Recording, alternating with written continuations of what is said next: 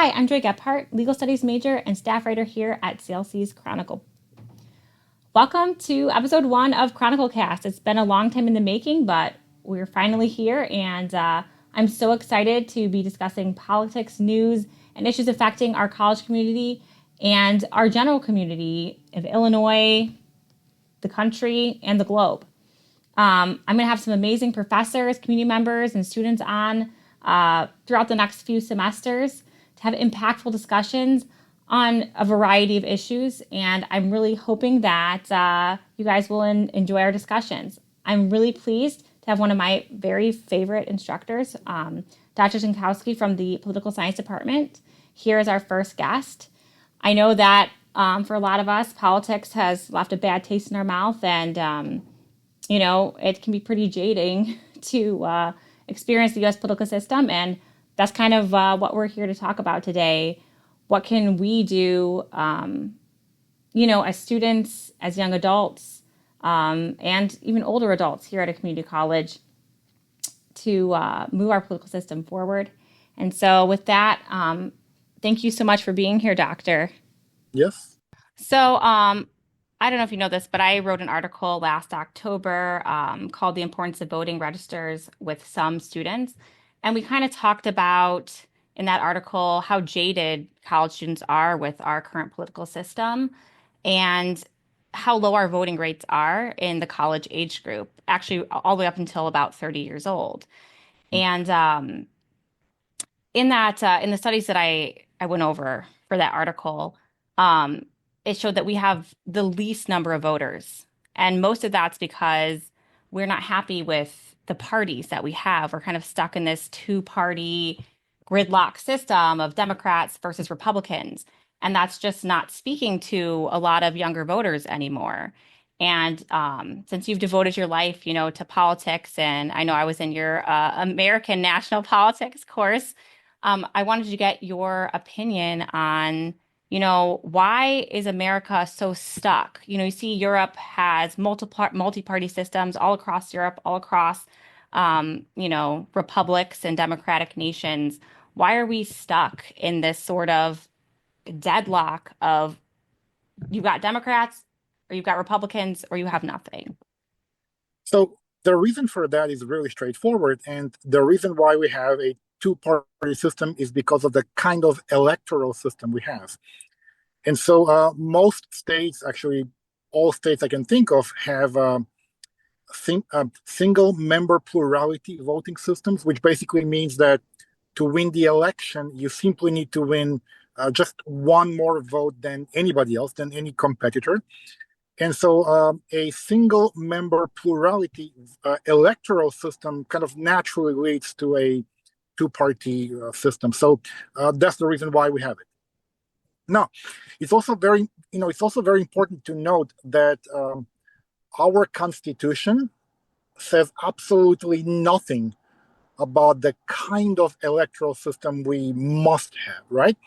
So the time, place, and manner of choosing our representatives is left to every state, of course, subject to Congress being able to create uniform laws for the entire country. But that's the basic reason. Okay, so another thing I looked at was Harvard polls, right? Mhm. So Harvard puts out a lot of political polls, and their Institute of Politics put out a poll just last month, actually. And it shows that our age group thinks that only 15% of our age group actually thinks that the country is headed in the right direction. And it cited mounting distrust of the government in general, both parties in the government, with Congress having like a 1/3 or less approval rating on both parties, and just a 19% trust in the government in general. So there's a lot of hopelessness, right? In my generation, we feel like we can't trust the government. They don't have our best interests at heart. They don't care, honestly, if we like not to be, morbid, but if we die, right? They don't care about our health care. They don't care, about housing, making sure we're not homeless. Like, is there any hope, right? Is there any hope that we can break out of this? Like, I'm a, to be frank, I'm a third party voter. I believe in trying our best to break out the two party system, but it brings it, it becomes very, very hopeless, right? Because, they say, you throw away your vote away. You're just throwing it away. Is that true? Do you think it's true that that's a throwaway, or is there hope that we might be able No, to break out of that? very good. So it's a two-part answer. Number one, yes, there is hope, and number two, if you vote for a third party candidate, I'm sorry, but yes, you're effectively throwing your vote away. So let me explain. As I mentioned, there is absolutely nothing in the Constitution which stipulates that there has to be a single member plurality electoral system. So there is absolutely nothing that demands that in the Constitution. And by the way, there's nothing in federal statute that also demands that. So states are free to adopt any kind of electoral system that they wish. So that's the hopeful part. Now, however, for as long as we are in the system in which we are, then voting for a third party candidate does effectively mean that you are, in some sense, throwing your vote out because a third, I mean, obviously with some exceptions, a third party candidate virtually has no chance of securing a victory because of the electoral system that we have. You know, um, this was a method that a lot of students and other people were encouraged to do when Bernie Sanders, was hot and we were excited and we were thinking maybe Yes. something is going to change. Um, you know, like if you're in a heavy blue state, right? Like if you're in a blue state that you're certain is going to go blue, or if you're, I guess you could do the other way. If you're in a red state, there's certain to go red, right? If that's what your values are. Then if you want to vote third party, do it to try to increase their percentage, try to get them on the debate platform, try to do something like that. Do you think that those methods are effective in any way?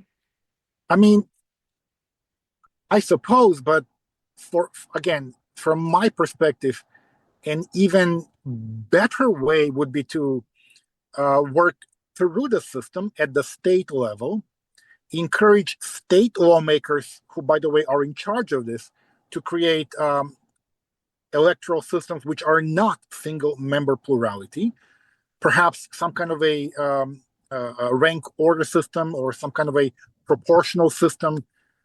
And that, so again, the main reason, to be sure, not the only one, there are some other reasons, but the main reason why third party candidates have virtually no chance is precisely because of the electoral system. So if you want change, right, if you're unhappy with the kind of two party system we have, then again, from my perspective, the kind of strategically utility maximizing move would be to work through the system, get changes at the state level, get state legislatures to adopt different types of electoral systems, and that should, all things being equal, encourage, give chance to third parties and third party candidates.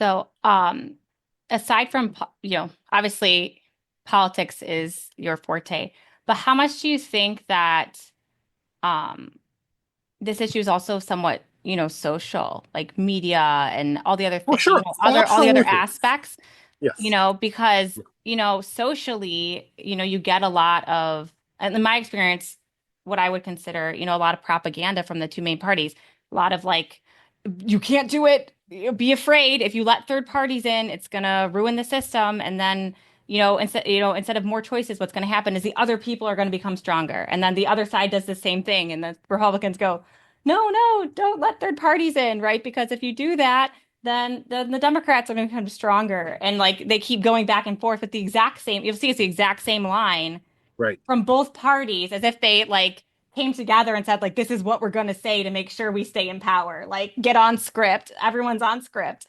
How do we overcome that social, like, mental game that has been played on everyone to say, like, even if a third party say we change the system, even if a third party came into being, like how brainwashed do you think people are? Like how we get rid of like the social aspects of fear of breaking apart from the system? How do we get people on board to go to the state legislature and allow third parties in, in the numbers we would need? Right. So on the with respect to the media, I could not agree more. Actually, agree completely with that. The media does play a very important role. Um, in in many instances, the media, well, let's say traditional media, is perhaps not as critical as it ought to be, right? So that's a very big problem. Whether it has to do with voting or whether it has to do with what different politicians say, or the kind of statements and claims politicians make sometimes are not carefully and critically vetted by them. So that's true. Now, with respect to putting pressure on legislatures, regrettably, it seems to me that a large swath of the electorate tends to be not well informed about the system, not well informed about how politics works, or well, the way in which the system works. So clearly that's a very big problem. Now, how do you change that? Take my class, right? I mean, joking aside, the best way to fix that is through, in my view, education, right?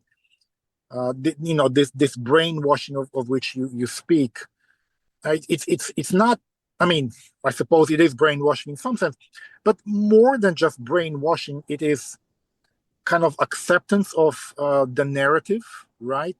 And once the government or those in power get you to accept the narrative, the kind of the narrative, then it becomes very very easy for those in power to control. Once you accept the narrative, the game is basically up. But so again, in my view, if anybody wants to change the system, uh, there are two basic options. And so one option is to be radical, right? Revolution and kind of revolutionary sudden change. I don't see that happening. I could very well be wrong, but I don't. And the other avenue is, it's not as exciting. It's much more incremental. It's working through the system, always trying to get as much information as possible to the voter, encouraging people to vote. But so not only encouraging people to vote, but encouraging them to become informed voters, right? And so it's one thing to just vote; it's another thing to be an informed voter. And you know, and once hopelessness sets in, then it's virtually impossible to change anything. So I almost never see any reason for hopelessness. Optimism should always be kind of a north star, a guiding light for all of us. So in my view, again, I'm older than your generation, obviously. I am not the radical I once was. I have come to view incrementalism as a good thing, not a bad thing. I have no appetite for revolution and blood flowing on the streets.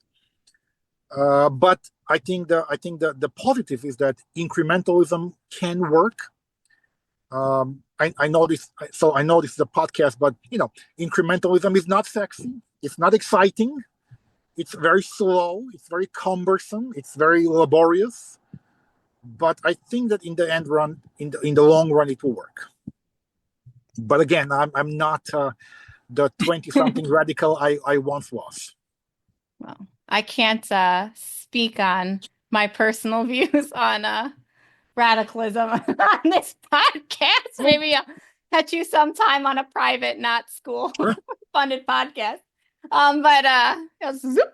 But but I will say that I think that there is definitely something to be said about young people needing to get involved in government.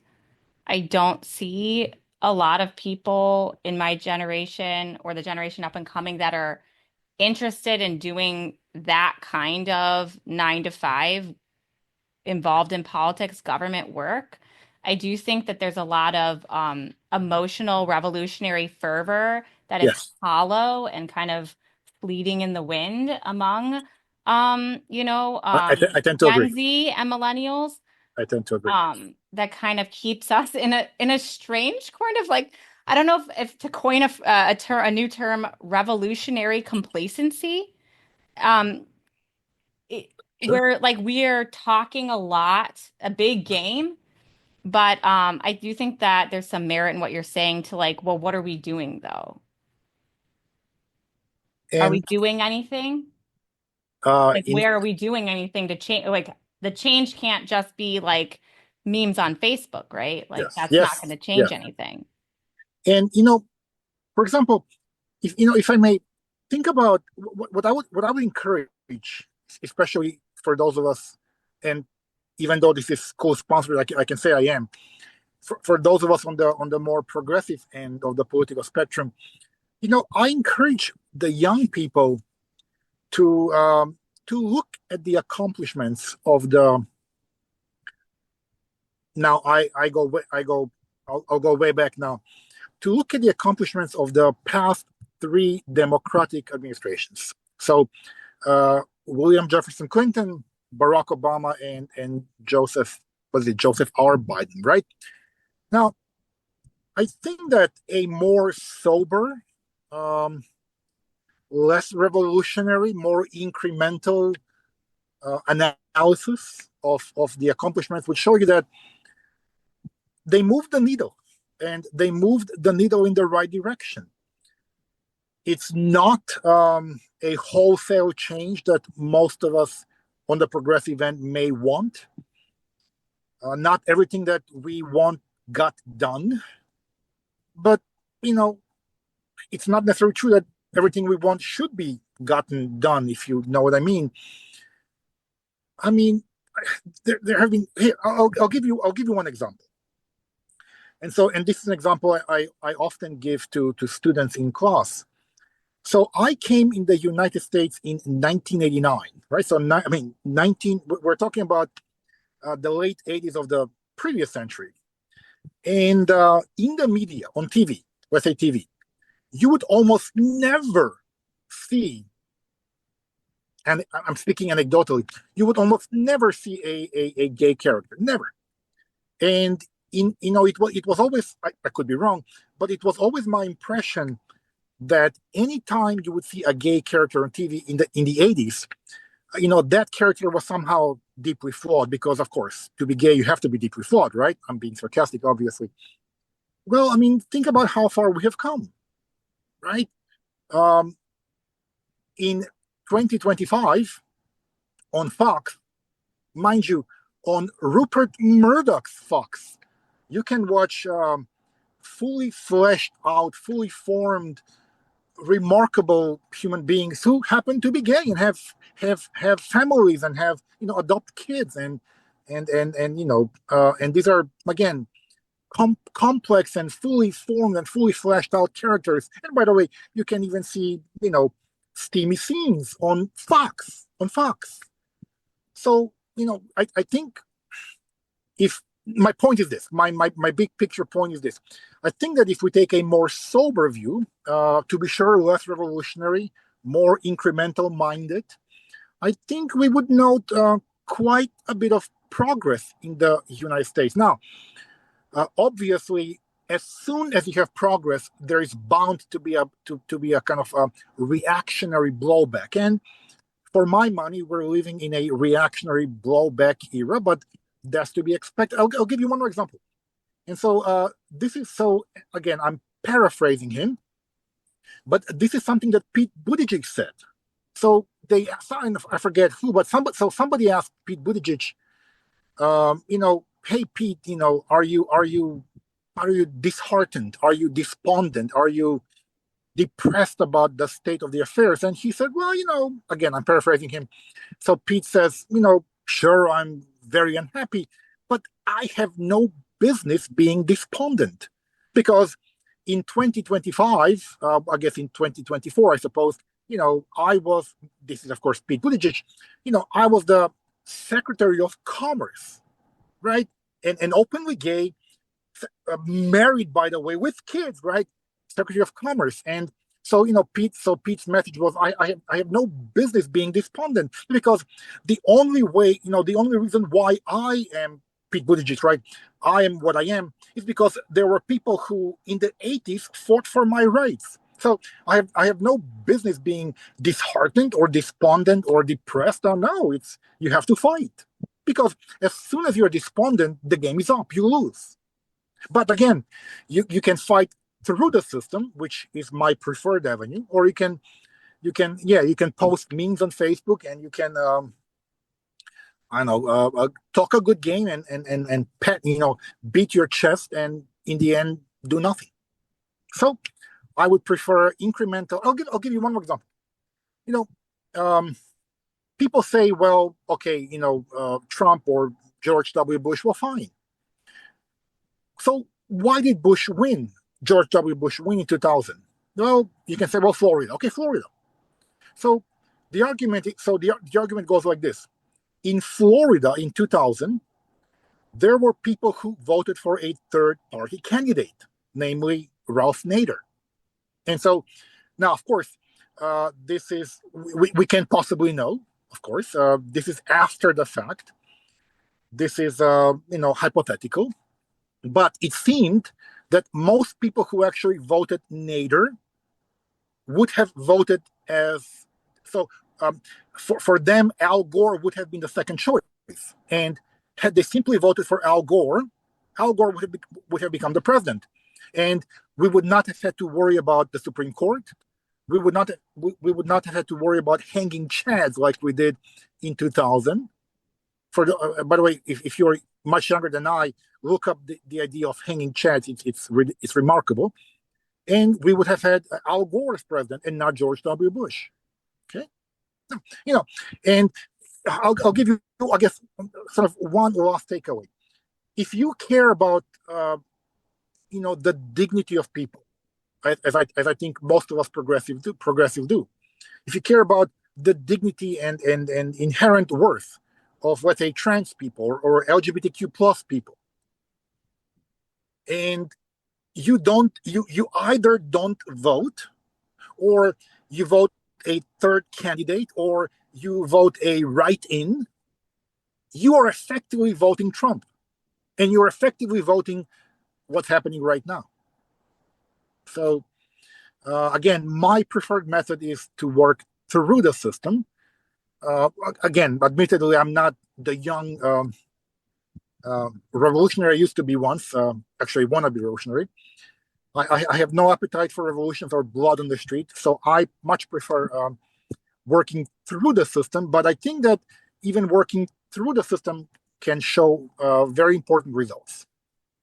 I want to say one more thing about that. Some people say, hey, yeah, maybe the problem was that people were discomforted with moving faster and Oh, sure. being more revolutionary. You think about what happened to Bernie Sanders and being pushed out even with his popularity because the party itself was afraid of going too fast. Yes.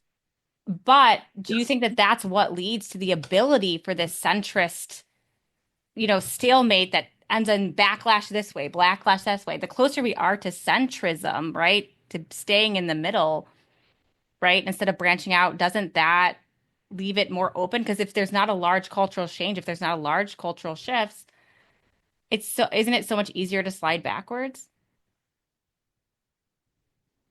But okay, and here I speak as somebody who is, maybe twice the age of people listening to me. There has been a profound cultural change in the United States since I came. I mean, that was my whole example about seeing gay characters on TV. People were profoundly uncomfortable with that. I mean, the mere mention of as I mentioned, most gay characters were somehow deeply flawed human beings because obviously, right? I'm being sarcastic one more time. That's the only way to be gay, right? To be flawed. So I mean, there has been a profound change. But again, as soon as there's, I mean, it's almost the law of gravity. It's almost the law of politics. When you push too far in one direction, you're going to have a blowback, and you're going to have a reactionary sort of moment. And we are living in this reactionary moment when people are asking or claiming that we should go back to the nuclear family of a mother and a father, obviously, right? But think about this. In some sense, the only reason there is a reactionary blowback right now is because we on the progressive end have been successful in achieving many of our goals, be it same-sex marriage or protection for the environment or whatever we're passionate about. Again, we live in a geographically huge country, ideologically diverse country. It's a federal system. It's not a unitary state. Americans tend to be passionate about politics, generally speaking, and very vocal about it. I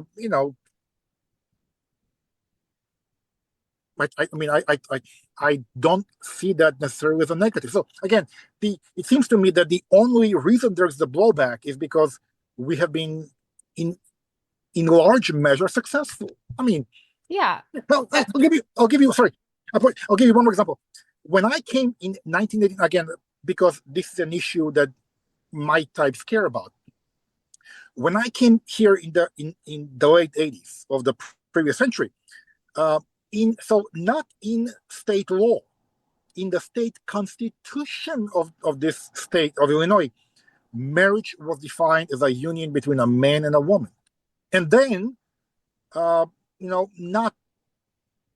even 2.5 decades later, we were not the only, but Illinois was one of the leading states pushing for gender equality, pushing for trans people rights, pushing for, of course, same-sex marriage. By the way, abolishing the death penalty, right? Yeah, unfortunately. Well, I shouldn't say unfortunately, but it reversed recently. But I do think that federal level, but the state level. In a state level, that's true. I would say Illinois has got a lot of protections actually for its citizens even now. Yes. I will say something though.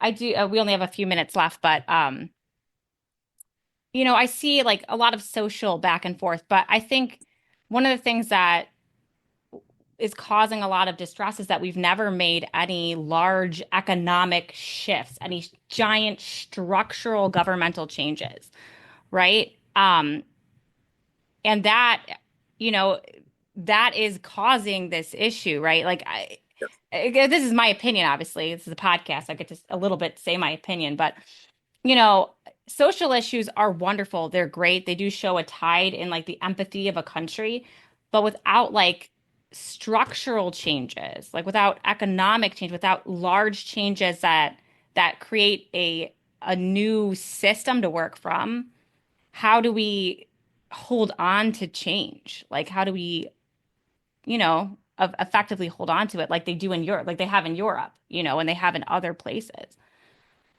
So, in my view, that is more of a, how about this? The United States Constitution is absolutely agnostic as to the kind of economic system we have. There is absolutely nothing in the Constitution where we're going to have capitalism or socialism or or Swedish, um, Scandinavian style social democracy or whatever. It's so there. So this is not an issue related to the constitution, but um, to me, this is very much related to the question of ethos, right? The question of the kind of prevailing narrative. And so, if I can kind of put on my Marxist hat for a second, somebody like Antonio Gramsci understood this perfectly. So for Gramsci, this great Italian, revolutionary, I guess, hegemony is a consent over coercion. Now, what does that mean? Well, what that means is that if I'm the government, if I'm the the powers, forget the government, if I'm the powers that be, if I can get the people to accept my narrative, then I don't have to send the riot police to club them over the head and coerce them because I have them. But there is a very strong ethos in the United States that says, you know, pull your own self by the bootstraps, and if you work hard, you can achieve everything you want, and the American dream and all that. Uh, Clearly, well, I think clearly that's flawed. But there again, the structure. My point is this: the structural change of which you speak has to start uh, um, ideational. So it's a kind of narrative, kind of naked capitalism narrative that we have accepted. That most. I'll give you an example. In the last election, in the last election, there were still voters who believe that if you cut taxes on the rich, then wealth will trickle down. I mean, you can't find any economist with any worth anything who would claim who would accept that idea. Yet people on, let's say, on the street still accept that idea. Both That if you parties, actually, both parties sure, will no, push that absolutely. idea. Yeah. That's a very across the board. Congress loves that. Everyone in Congress basically will be Yeah, like, "Yep, the but it's trickle again, down econ America." Right? but as soon as you accept that, the game is up. The game Yeah. is up because then it's easy to justify tax cuts on the wealthy. Of course, wealth will trickle. Well, it doesn't trickle down. It doesn't. I mean, not even close. But let me maybe, since we're coming to an end, uh, I have a very good friend with whom I went to grad school, and he's from France. And in France, when you vote for a president, it's a runoff system. So you have a first round of voting, and if somebody wins majority, she becomes the president. If not, then the top two. Anyway, story. And so my friend says this: in the first round of voting, you vote your heart. In the second round of voting, you vote your head. Now, in the United States, we don't have runoff, but we effectively do. So our runoff is the primaries. So, if you are a passionate Bernie AOC person, then in the primaries, vote your heart. But once it comes to the general election, if you want any, if okay, if you're in the progressive end, you have to vote your head, because otherwise you're voting for, the the reactionary forces. And so, Unfortunately, we don't have enough time for me to fully flesh out this idea. I do think that, again, one of the reasons why my generation is so jaded is because we've done the primary thing. We've realized that the primaries sometimes are not on the up and up. They'll do sure, things to I make agree. sure that your I heart agree. doesn't make it to the end. And so I I agree. do think I agree with you that, like, there has to be a system change. And I'm not Yes, 100% sure how to do that, how to get that going, but I I think have we ideas. need to do something to get, Yes, ranked choice voting or some yes, other, yes, you yes, know, system. yes. And we have like Well, just 4 more minutes. Do you want to like yes, say a last word to students on how sure. you think, where do we start, like, to get offline and start getting, on the grassroots, how do we get into the government? How do we get them to start listening to us about our desire for ranked choice voting or something similar to that to open up our political options? Can you do that in 3 minutes? Yes. I mean, the only way to start is, I'm sorry, but to start. So number one, get yourself educated. Number two, don't despair. Because if you despair, so if you are not knowledgeable, you lose. If you despair, by definition, you lose because you feel there is no tomorrow. So the only way to do it is to, number one, get yourself educated. And number two, put continuous pressure on either the party or elected officials. And I mean, that's the only way to do it. And again, don't go for grandiose ideas. Go for small, targeted, incremental steps that on their own don't seem too exciting, but in the aggregate, they can amount to a lot. So education, empowerment, and steady work. Hard work. Yeah. It's hard. And by the way, it should be hard.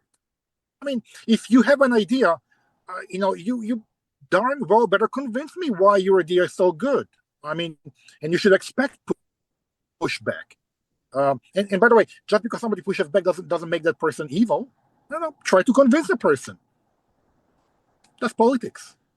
Well, thank you so much, Doctor, for giving us your time today. And of course, yeah, I really appreciate you coming on. So for my first episode, so yes, yeah, you're an awesome instructor, and everybody take his classes. Thank you. Sign up today.